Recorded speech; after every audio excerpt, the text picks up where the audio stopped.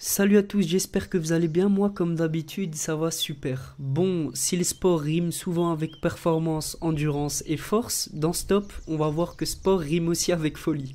Parce que l'imagination de certains n'a pas de limite, donc aujourd'hui on part à la découverte de 9 sports les plus étranges du monde. On va commencer avec le sport le plus médiatisé du monde, le football. Sur l'île de Java, en Indonésie, si vous avez envie de jouer au foot avec une noix de coco, pas de problème, mais il faut d'abord l'enflammer. De quoi tu parlais dans ton bouche des cafards de... Bref, vous l'avez compris, pieds nus sur le sable là-bas, on n'hésite pas à faire toutes sortes de gestes techniques avec une balle en feu et on dirait qu'ils sont même pas affectés par la chaleur qui se dégage de la balle. Et on dit même que certains ont réalisé des exploits, donc Messi et Ronaldo n'ont qu'à bien se tenir. Je pense qu'on a tous déjà entendu parler des charmeurs de serpents, très répandus dans les pays du Moyen-Orient, mais là, on va parler des charmeurs de vers de terre.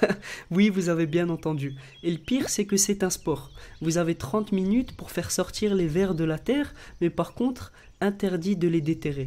Vous pouvez par exemple utiliser des vibrations ou des sons pour qu'ils viennent à la surface. Et les championnats du monde ont lieu tous les ans en Angleterre. Donc si vous êtes intéressé, vous savez où ça se passe. Bon, entre nous, je vais vous faire une confidence. Depuis que je suis petit, j'ai toujours été fan de bras de fer, mais là le truc drôle, c'est que le prochain sport, c'est pas un bras de fer, mais un pied de fer. Le principe est simple, il faut juste plaquer le pied de son adversaire contre une planche en bois qui marque la limite du terrain, rien qu'avec la force du gros orteil. Et entre nous, va falloir s'entraîner avant de tenter votre chance. Pour le 4e de ce classement, on va encore parler de football, mais d'un foot assez particulier. Le football des marais, ou swamp football, est une variante du foot venue de Finlande.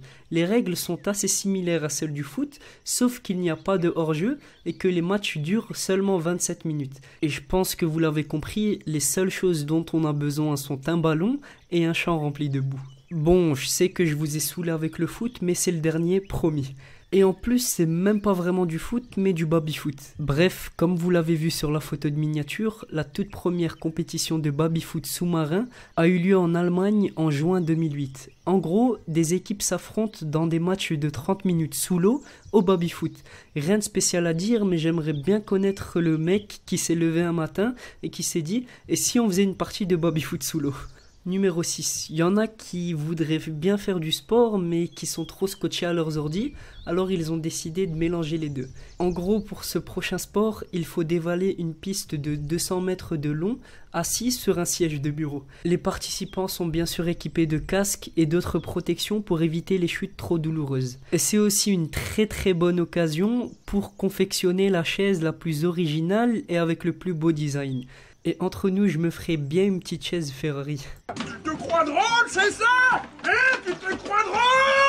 Vous connaissez une des pires sensations du monde quand vous êtes en train de dormir et vous entendez constamment le bruit d'un moustique à côté de vos oreilles. Eh bien en Finlande, un gars a eu tellement les nerfs qu'il a décidé d'organiser des championnats du monde d'écrasement de moustiques. Donc ce championnat se déroule en Laponie et les compétiteurs disposent de 5 minutes pour tuer le plus grand nombre de moustiques sans instrument ni produit. Henri Pellanpa a établi le record du monde en 1995 avec 21 moustiques tués. Le 8e, on en a déjà parlé dans une vidéo, mais un rappel, ça fait toujours plaisir. Organisé depuis 1998 en Finlande, des championnats du monde de sauna ont lieu. En gros, plus tu restes dans le sauna, plus tu as de chances de gagner. Mais attention, le sauna est surchauffé à 110 degrés. Et en 2010, comme on l'a déjà vu dans la vidéo des sportifs morts, le russe Vladimir Ladijensky, un des finalistes de la compétition, meurt de ses brûlures. Et l'autre finaliste, le finlandais Timo Kokkonen, est grièvement brûlé et ils étaient tous deux restés 6 minutes dans la cabine à 110 degrés.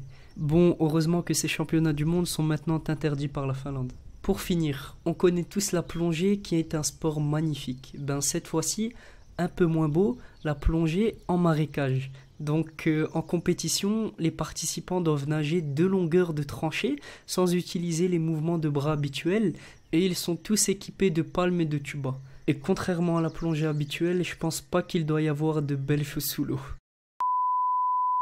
Voilà, c'était tout pour moi. J'espère que ça vous a plu et je m'excuse aussi de ne pas être trop actif sur YouTube, mais vous inquiétez pas, il y a des petites vidéos qui arrivent très bientôt.